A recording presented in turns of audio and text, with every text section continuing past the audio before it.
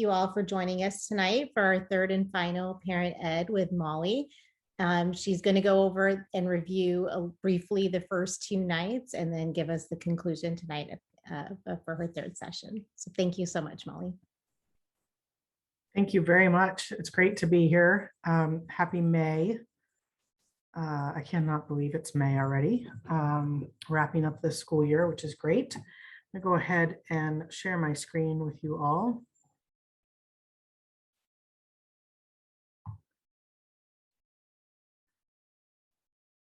So we are on CRIM Part 3. Can you all see the presentation? I just want to make sure it's the right screen. Okay, good. So we are on Part 3. I'm going to go over briefly, just like we did with Part 2, kind of what we talked about in the former 2 meetings, and then go into a few of the last CRIM skills, and hopefully have some time for some question and answers afterwards. You can feel free to put some questions in the chat, in the Q&A as we move forward with the presentation, and I will pause and take a look. But if I don't see it, I will get back to it. So have some patience and I will make sure that I answer all questions. Like Manal said, my name is Molly Henricks. I'm with the County Office of Ed. I am the coordinator of school safety and risk prevention, and I oversee a lot of the mental health supports that come out of our county office right now, especially post-pandemic, as the need for that has increased dramatically. So as we can remember, the resilient zone is kind of the focus of the CRIM model. The resilient zone is, or otherwise known as the OK zone, is kind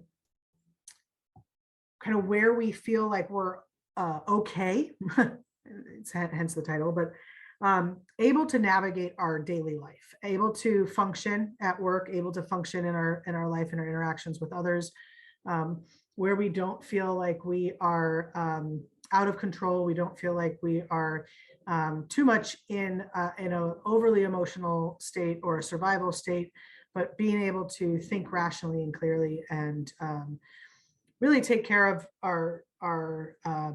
the items of daily living, our life skills that we need to. So laundry, to raising our children, to driving to and from work. But oftentimes what can happen is something can trigger us into getting outside of our resilient zone. And it can be a traumatic event, something very intense and scary, but it could also be something just stressful.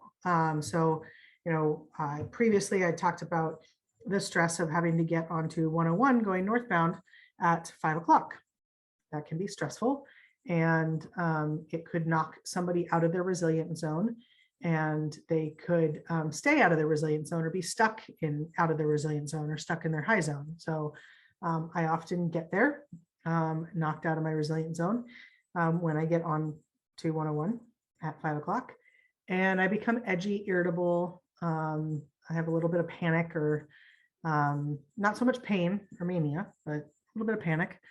And what happens is then if I don't recognize that I'm out of my resilient zone and utilize one of my CRIM skills to help me get back into my zone, what happens often is that this will continue. I'll continue to be stuck in my high zone. So I'll continue to be irritable and edgy even when I'm not sitting in traffic. So I've reached the point of where I'm going. I'm picking up my children from daycare, and I'm irritable with the daycare provider, or I'm irritable with my children, and then I'm trying to make dinner and I'm on edge, and I feel I might have an angry outburst at an inanimate object like a pot of water or the dishwasher, and I stay stuck in this high zone.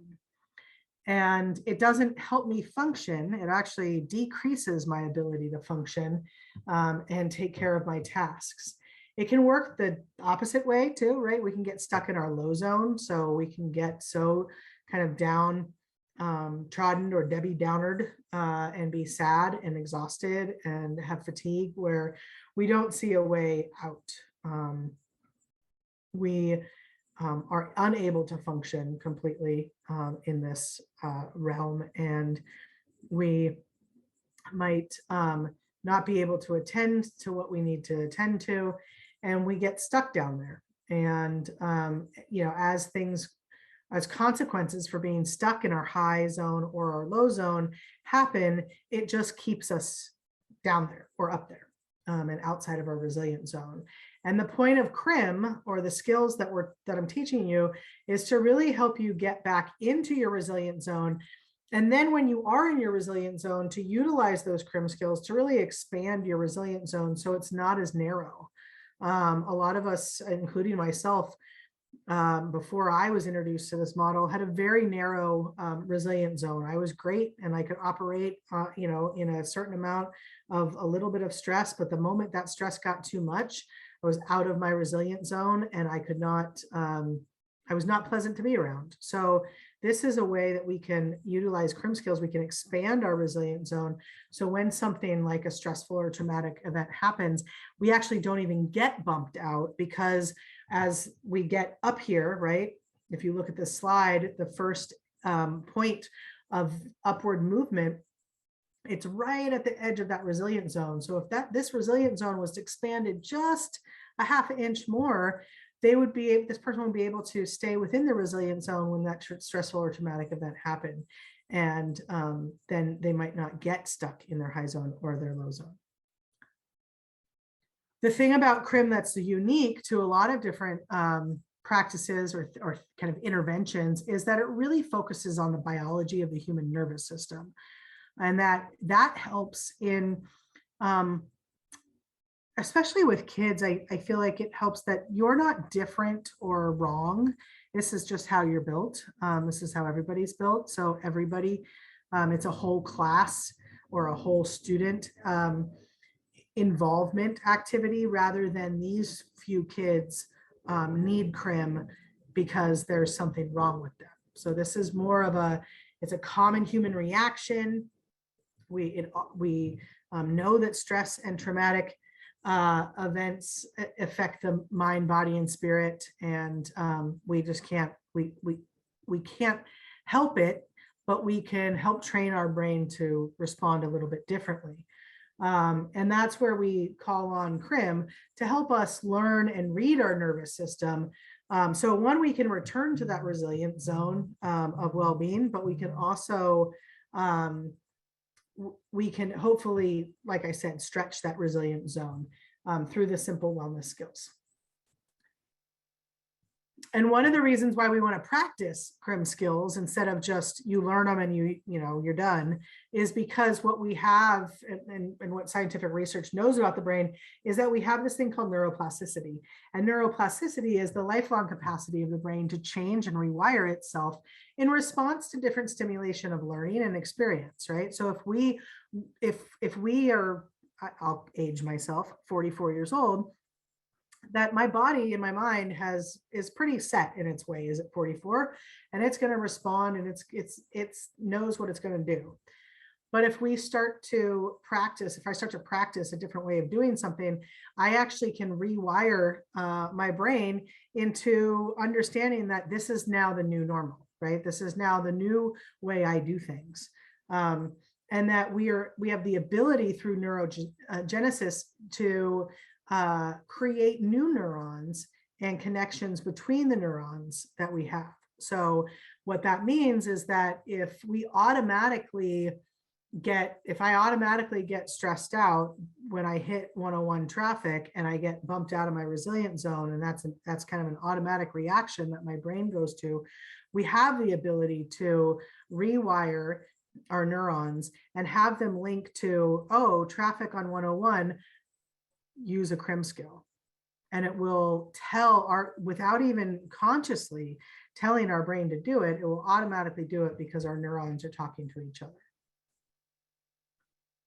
So the first CRIM skill reminder, right, a little refresher that we used was the help now skill. And these are things that you can use in the moment, like right now.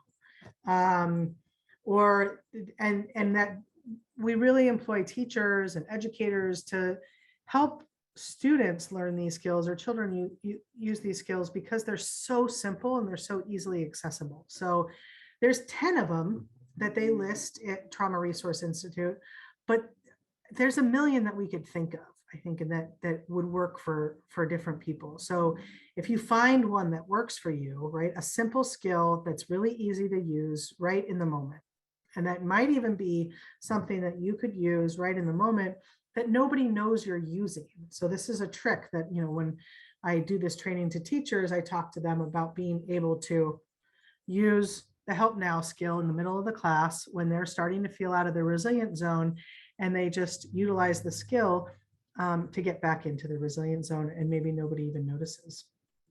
So they include counting backwards from 10, drinking a glass of water, noticing your surroundings, and then maybe talking, to yourself, labeling them. I notice green leaves. I notice, red flower. Being able to identify what you're looking at, touching furniture, touching something in nature. And it's not just doing that one activity, taking that sip of water, touching that piece of furniture.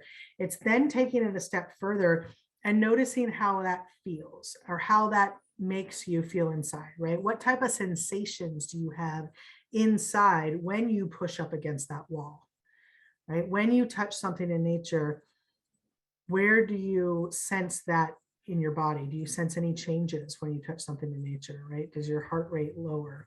Do you notice a warm feeling in your chest?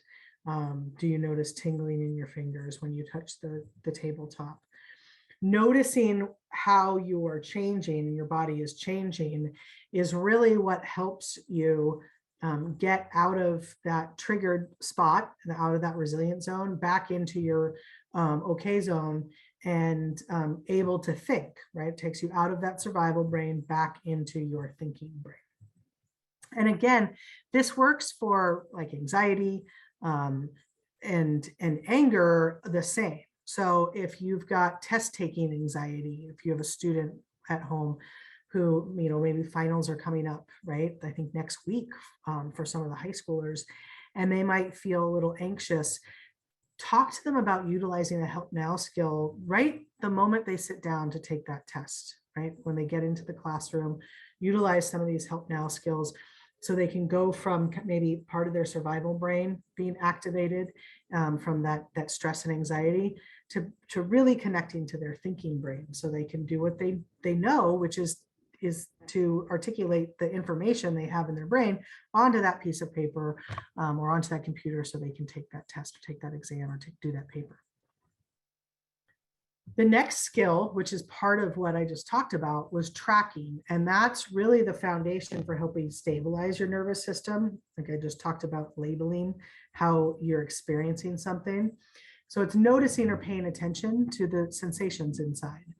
What happened inside your body in that present moment. So utilizing a help now skill and then intensifying it by tracking is what really kind of rounds that skill. Tracking can be done by itself when something happens to you or somebody says something to you. This might be a really good skill to use in a conversation, that somebody says something to you, and just notice how what happened inside your body when somebody said that to you. Where do you feel it? And is that feeling or that sensation inside your body, is that pleasant or neutral? Or is it unpleasant? And then remember, what we're trying to do is move towards pleasant and neutral. So if you're tracking and you're noticing that that sensation inside your body is unpleasant, move to a different part of your body where you have a different sensation and try to find a sensation that's pleasant or neutral. And when you find that sensation that's pleasant or neutral, stay there, right? Try to think about that for a moment so it can help your brain get back into the resilient zone. And then lastly, the third skill that we went over was resourcing, my favorite. Resourcing is an opportunity to really think about a person or a place or a thing. Maybe it's a memory or even a part of yourself, like you are somebody who really is altruistic and likes to volunteer a lot. And so part of you is that giving of a person. And so you think about that trait that you have. But anything that really makes you feel calm, pleasant, peaceful, strong, resilient. And then when you take that resource, whether it's real or imagined, and whether it's internal or external, thinking about it in the moment when you're stressed out can help your nervous system step down, right? It can go from that heightened state, which is outside of your resilient zone, or that lowered state of depressed and feeling sad, and come back into your resilient zone. There's a ton of different ways that you can intensify the resource. Sorry about that. To intensify the resource, because sometimes just thinking about something, our brains can squirrel. I like to call it squirrel, where all of a sudden you're like, oh, look over there. And you start thinking about something else. So then all of a sudden you're thinking about your wonderful dog, how much you love that dog. And then you start thinking about how much the vet bill cost for that dog. And then you think about the taxes that are due on top of that. And that's not going to help. So if you can think about the thing that is bringing you a sense of calm or pleasant, something that lifts you up, right?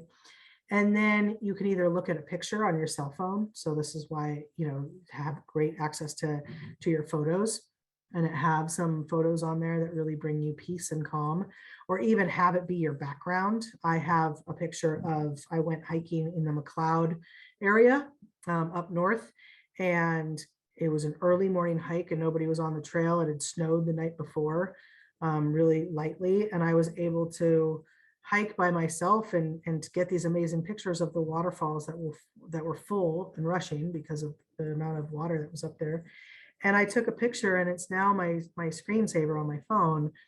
And it really, helps me just look at it. I can look down at it right now and remember not only being there, but also seeing the beauty of nature and being able to connect with that, which helps me. But if you could look at that picture, if you have time, like if you're not presenting, and then think to yourself about that moment that you were there, what that was like, how you felt, right? What type of sensations did you experience when you were there? Trying to reenact those sensations, right? And sticking with those sensations that are pleasant or neutral. Another way to intensify the resource, or help somebody intensify the resources, you do typically need somebody else. You could do this alone though, is to start asking questions. So it works best with somebody else, obviously. So if I was with somebody and they were upset and I said, hey, I learned this thing called CRIM, and I'm wondering if you'd like to participate or you'd like to try it out, because I found that it helps me feel calmer when I use my CRIM skills, and I'm wondering if it might help you in the situation that you're in right now. And they say, okay. And then you ask them about their resource. Say, this is a thing called a resource. How do you feel about, what's your place? What's your person? What's your thing that brings you joy? And then when they tell you, oh, it's my cat. Oh, really? What's your cat's name? Oh, what kind of cat is it? What color? What's your favorite thing that your cat does? Oh yeah. What's the funniest thing that your cat's ever done? And you just start asking them questions about the cat, and asking them, like, when your cat curls up with you, how does that make you feel? What type of sensations are in your body? And then they're starting to utilize their resource to calm them down, because they're starting to talk about it. They're starting to amplify that resource, which can work in a bunch of different situations, whether it's just a quick moment with somebody, or if it's after a crisis situation, really to talk about kind of something that's maybe associated with the crisis, but that is happy. So I'm thinking about like losing a house to a fire, and then asking the person to talk about maybe some of the happy memories in the house, where the house is gone and that's really sad, but that they get to connect the happiness to the memories. And so they can use that through, we call it conversational resourcing. It could also be like the grief and loss of a person, right? To have them talk about that person. Obviously, if that person is somebody that brought them joy, and happiness, to talk about the moments that brought them joy and happiness.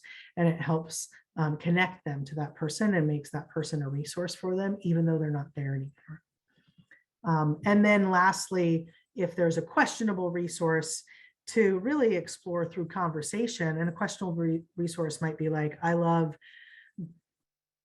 driving really fast, or I love pigging out on junk food. And you're like, well, that's, it might be okay, but like, don't use that resource every day. Or it might be dangerous depending on where you drive really fast. But ask them questions about why they do that, right? So like, drinking's an easy one to give an example of. Well, where do you like to go? Where do you like to drink? Oh, you like to drink with your friends at the bar. Well, what do you do when you're with the friends at the bar? What kind of conversations happen when you talk about that? How does that feel inside? What type of sensations come up when you're talking to Joe about what happened at work, or talking about your kid's baseball game? And then you're really eliciting the fact that like, it's being able to connect with people and talk with people, or maybe it's that person that they meet there that is their resource, not necessarily the drinking part. So it helps pull it out and really identify what their resource is, but also amplify their resource by really stretching it and using the conversation to get to the heart of how impactful it can be. So that's the recap. I'm going to check.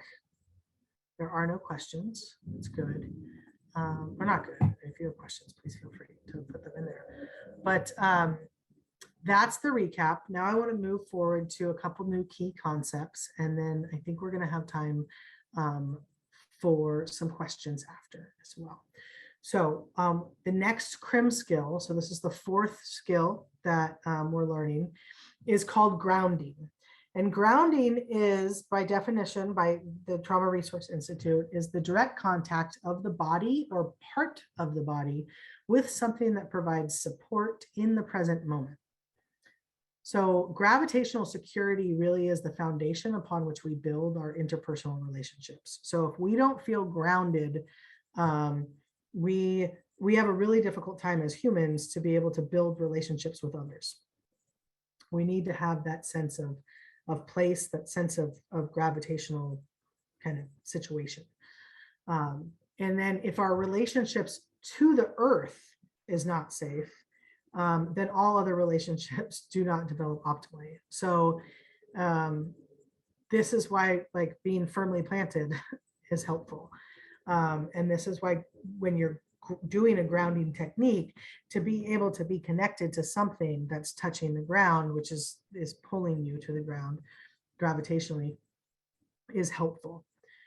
Because when we're grounded, we have a sense of self in the relationship, because we're in that present time in that space. So we're able to really lock into the here and now and not worry about the past or not worry about the future, right? This is really difficult. Grounding was really difficult for me to do. And I think this is where a lot of people stumble and they think about, oh, grounding's like meditation. So I've got to sit still for 15 minutes and not think about anything. Impossible. And that is impossible for me. I have yet to meditate for longer than I think a minute. And even then I'm still meditating and concentrating on something. I'm concentrating on my breathing just because I need to concentrate on something. I can't completely let go. But with grounding, it's different. We're not asking you to completely let go of what you're thinking. We're asking you to be really intentional in what you're thinking. And the best way to experience or to teach about grounding is really to experience grounding. There's a million different ways you can ground, right? You can pick one of the different ways that this little character is grounding. I do want to do a little warning before we do a grounding exercise. So I'm going to go to the next slide, that some children and adults who have experienced physical or emotional trauma may have difficulty with the skill of grounding. You know, it's the concept of scanning your body and paying attention to the sensations inside your body can trigger a lot of traumatic memories that might be associated with the abuse. And so That's my warning to everybody here. But also when you're working with your own kids, to teach them grounding techniques or to show them that, to really just kind of pay attention if you know that there's been some trauma there. So this, and again, one of the things that is really important is, regardless of whether or not you even know that there's trauma there, say you want to use this in a staff meeting and you don't know if all your staff have had trauma, this is where you let them know that this might, this can bring up some emotions, some strong emotions. So I invite you to participate in this grounding exercise. It's not a mandatory grounding exercise. I invite you to come with us on this journey, but you don't have to if you don't want to. You can keep your eyes open. You can not practice this technique if you don't want to. One thing that I've found that's helpful for people that might get triggered but really want to utilize this technique is that walking while doing it has a much better outcome, because there's more physical activity rather than just sitting in a chair. It's the sitting down on a chair, excuse me, or laying down that tends to trigger a lot of the traumatic responses for people who have had abuse. So I invite you to do any of what this little character is doing. If you could lay down on a surface, that's great if you want to do that. I guess if you could be floating in water right now, maybe, who knows, it's a webinar. You could be off camera and in your hot tub right now or in your pool. And I invite you to do that if you have one. Or to sit in your chair. I'm going to sit in my chair because that's where I'm at. You could also stand against a wall and have the wall be your support, or feel free to take me on a walk, and then just pay attention to your steps as you're walking. So it's a little bit different than those that are sitting, but I'm going to do it as if everyone's sitting and just lead you through this. So if you're comfortable to do so, please feel free to close your eyes. It's not necessary though. And what I want you to do is, start at the top of your head and just move through your body, noticing the sensations throughout your body. Noticing how your shoulders are resting, your head is resting on your shoulders. Noticing how your shoulders are resting on your torso. And if you're up against a chair or you're up against a wall, notice how your back hits the back of the chair. Experience the support that it gives you. Do you find that support to be pleasant, neutral, or unpleasant? And if it's unpleasant, I want you to move past it. But if it's pleasant or neutral, I invite you to stay there for a little bit and experience the pleasantness or the neutral sensation that's happening as you're pressing your back against the chair. Move into your stomach. Feel how that is maybe sitting in your lap, up against your hips. Maybe your core is engaged, and that it provides a sensation. Is it pleasant or neutral? Is it unpleasant? If it's unpleasant, again, move past that into a different area. Notice how your legs are up against the chair if you're sitting in a chair or you're sitting on a sofa. What type of sensation do you experience? Is that sensation pleasant or neutral or unpleasant? Moving down to your legs, to your calves, and to your ankles and your feet. If your feet are on the ground, notice how your feet connect to the ground. Notice how you feel the earth underneath you. And is that pleasant or neutral? If it's unpleasant, move back up to that body part where you found it was pleasant. Move to a different position if you're not finding any pleasant sensations.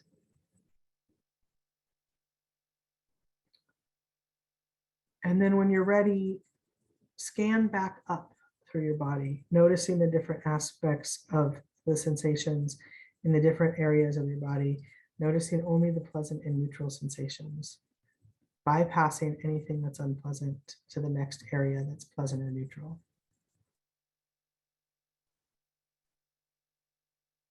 Giving sensation and feeling words to what you're experiencing. How are you sensing your back up against the back of the chair? What does that feel like? And then when you're ready, feel free to come back to the room, open your eyes, get out of your pool if you were floating.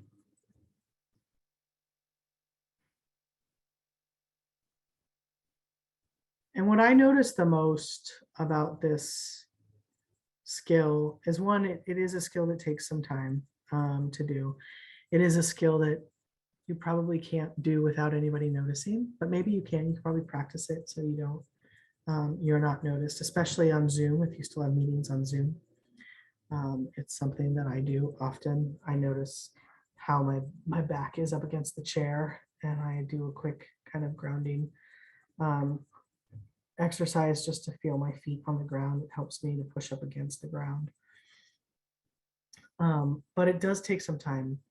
But what I really notice is that my whole body shifts, my whole demeanor shifts from, I'm somebody that operates on like a high level, whether it's anxiety and stress or it's just like energy, to then being able to ground helps me when I need to enter a space that needs less of my energy.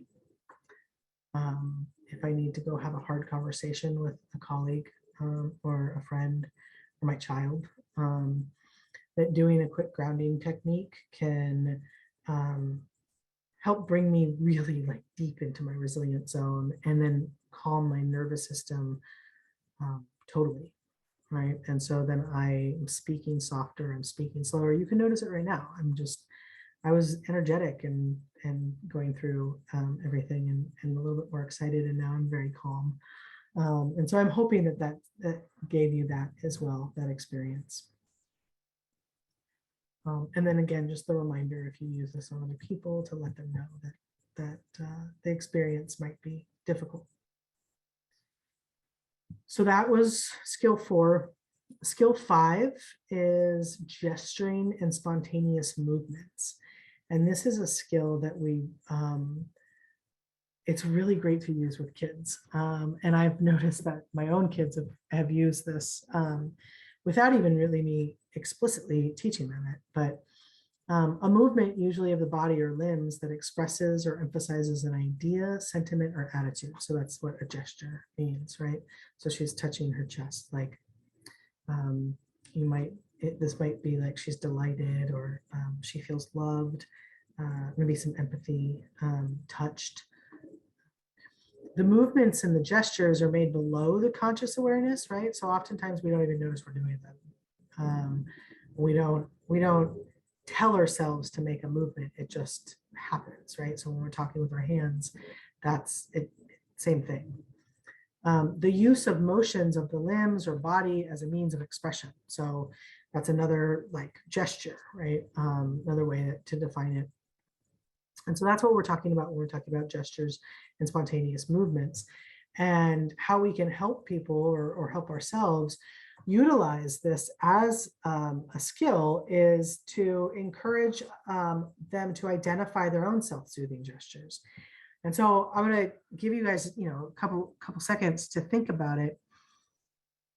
And maybe it might be easier to think about somebody else than yourself, but either think about your loved one, child, spouse, sibling, parent, or maybe even a colleague, or think about yourself as to what you utilize to often throughout the day as a gesture or a movement, something that you do continually.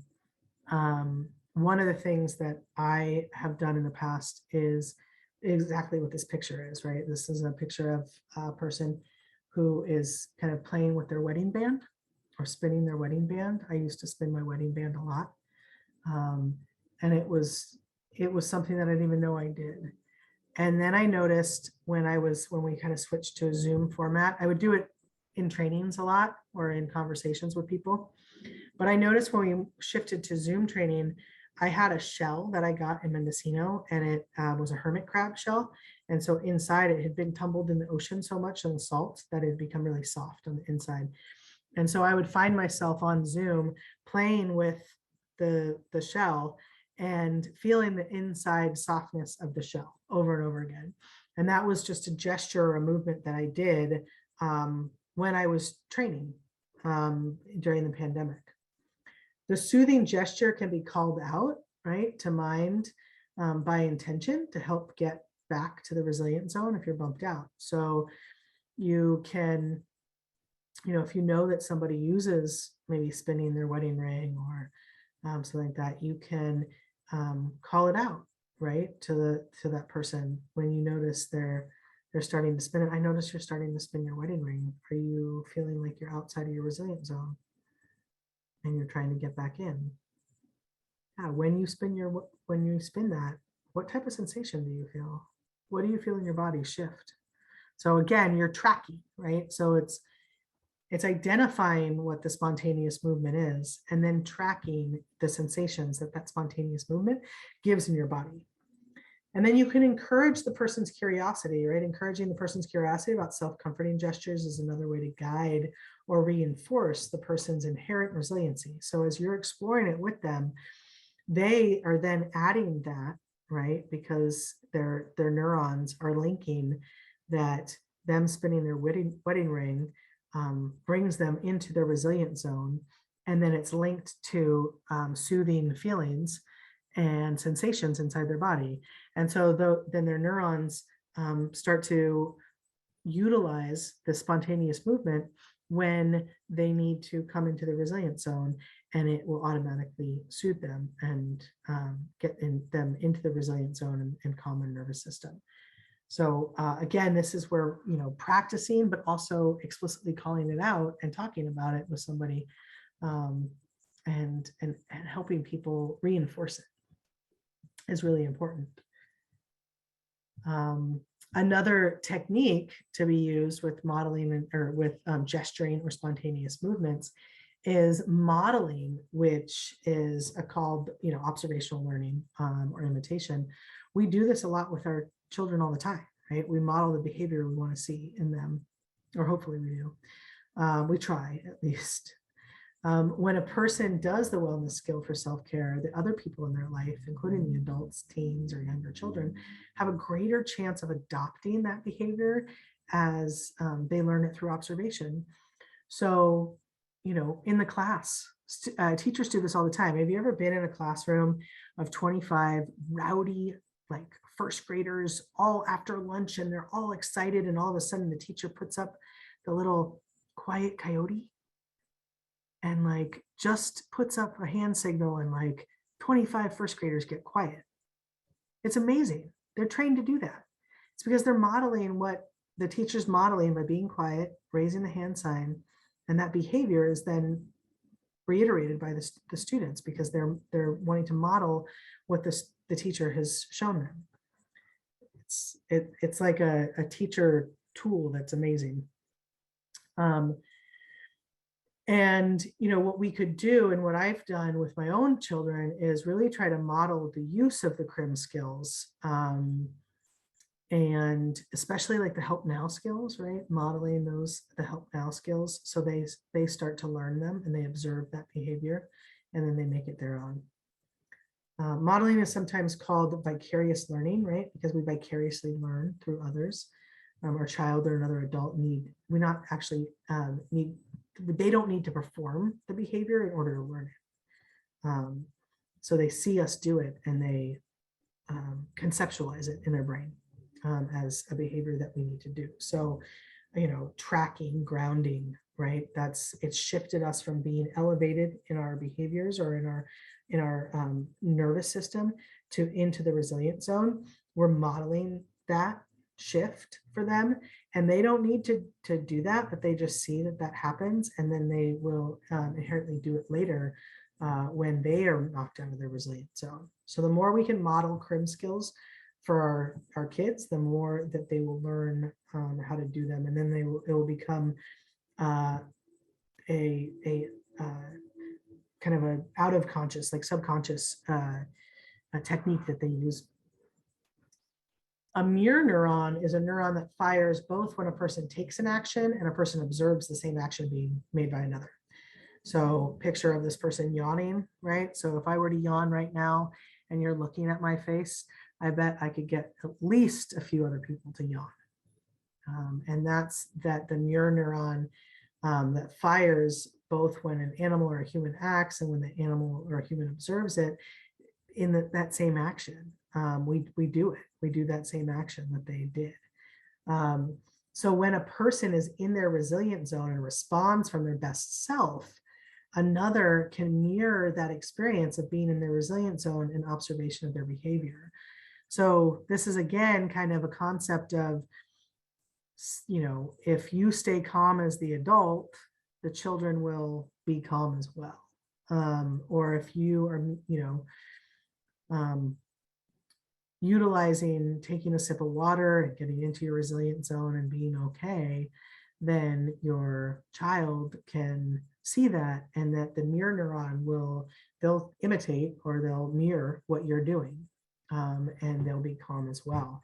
When I worked in a group home, I tried, we didn't have this language back then. I didn't have CRIM, but I would often talk about how when a kid in a group home who's, you know, super dysregulated, obviously a lot of trauma there, and they would start to get really ramped up in their survival brain and really dysregulated and outside of their resilient zone.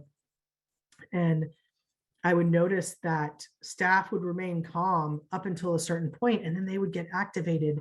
And I remember watching a student or a child start to go back down, start to get back into their resilient zone and to calm down.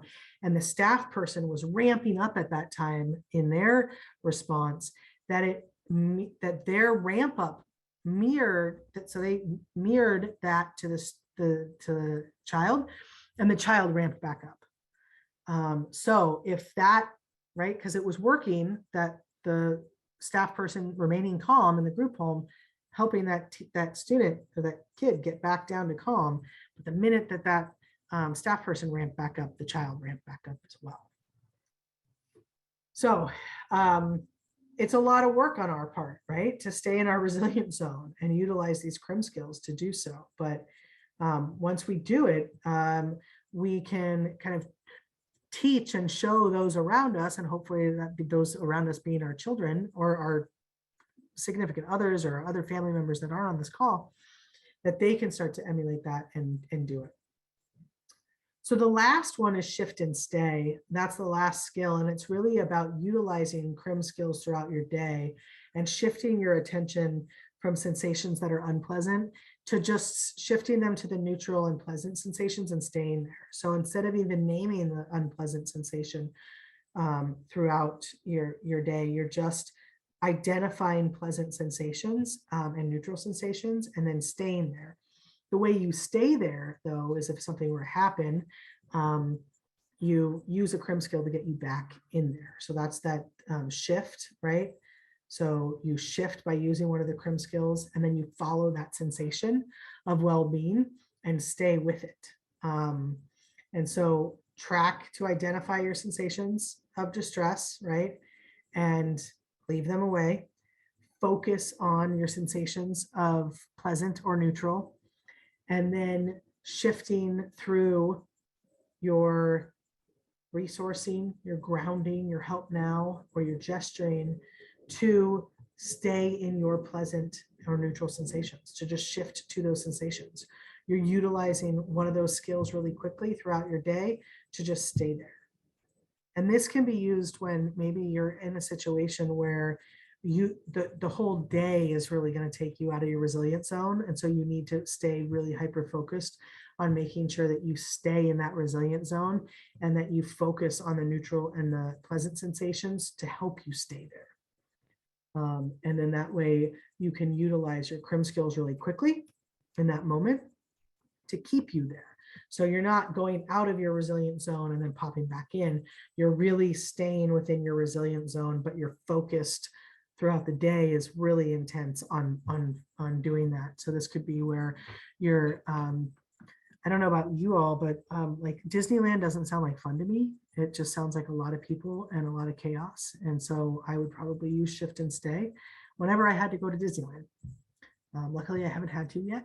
So I haven't had to use shift and stay for that. But that would be something like some type of environment where it's really difficult for you to stay in your resilient zone.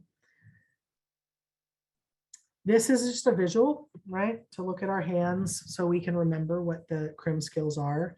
So tracking right here at the core, right? This is our core of our hand, the base of it. Tracking is the base of all of these skills because they help intensify and they help us really utilize the skills in a much more robust way, because we need to understand how the sensations of utilizing these skills impact us, right? So resourcing, right? What do we have that we can resource with? What is our resource? What lifts us up? What brings us joy?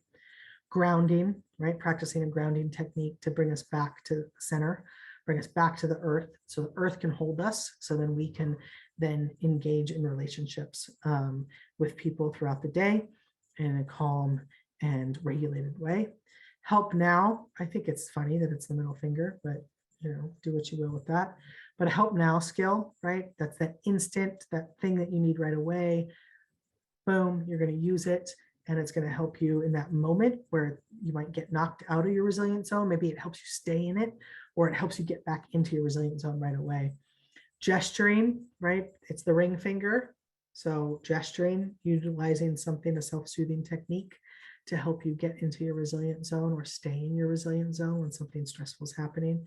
And then the shift and stay, right? Making sure that you're utilizing each of these CRIM skills throughout your day so you can stay in that resilient zone when something's really stressful is happening, and paying only attention to that neutral or those pleasant sensations. So those are the 6 CRIM skills, right? So 5, and then the base one, tracking. And the reason why we want to learn the wellness skills is because it helps us realize that many of our reactions to stress and trauma can't be talked away. And I know, and I'm a therapist, right? Talk therapy is highly helpful in situations, but oftentimes what we need in the moment is to just sense away some of our stress and trauma. Maybe because we don't have time to talk about it in that moment, but also because maybe we have talked about it and that's not what we need, but trauma still lives in our body. And so we need to be able to utilize our body to help sense it away. People learn that these symptoms are about biology and not a mental weakness, which is really helpful to reduce stigma attached to like seeking out help or attached to having feelings or being dysregulated and having feelings of anger or having feelings of sadness or anxiety. All of those are symptoms of our biology, right? And our nervous system knocking us out of our resilient zone.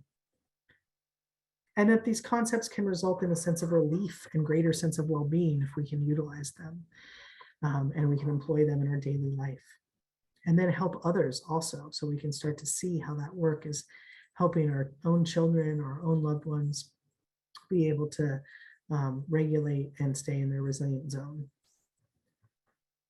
There's a really cool app called the iChill app, which is really, it's free, it's helpful because it's in English and Spanish, but it goes over the resilient zone before and after and what, you're trying to get into your resilient zone and how you do that. But it also goes over each of the skills. So if you forget anything I told you, it will go over that skill. It will list what some of the help now strategies are and link you to being reminded of that. So if you can't think of them and you're like, what do I do right now? I don't know. It'll be like, all right, take a sip of water. Okay, I'm going to do that. And then lastly, at the bottom, it can hold some resiliency images. So on your phone, you know, sometimes like I just popped open my phone and there's a picture of food, which was great, but it was a great hot dog I created. But like it's not my resilient image. And sometimes it can be too difficult to go through your images to find one that really would help, you know, be your kind of your resource, so to speak.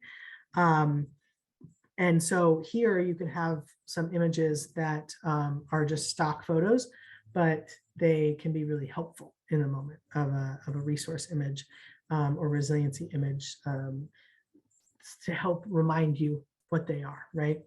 So you don't need to utilize your own pictures if you can't find a picture that's appropriate. And so I'll leave that up for a second, just so you go ichillapp.com. It doesn't do any of the grounding techniques or take you through anything. You know, there's a ton of apps out there like Headspace, Better Sleep. Those are sorry, the Calm app. Those are the three that I know. There's a ton of other ones too, that if you are somebody that does want to have some guided meditation or some guided grounding, and you need somebody talking to you while you do it, then those, I would check those out because they can be really helpful. All right, stop sharing my screen and see if there are, we have a few more minutes of today, and see if there's any questions or comments from anybody in the questions. There are no questions so far. Well, as you're maybe typing a question, if you have one, feel free. And if not, I want to thank you, especially those of you, I recognize some names, those of you that joined us for the 3 sessions.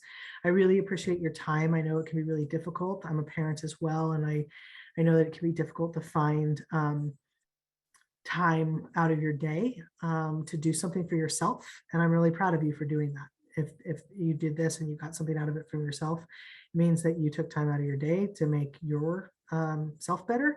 And to do something for yourself, which in turn is going to be great for your child, for your children. So thank you very much. And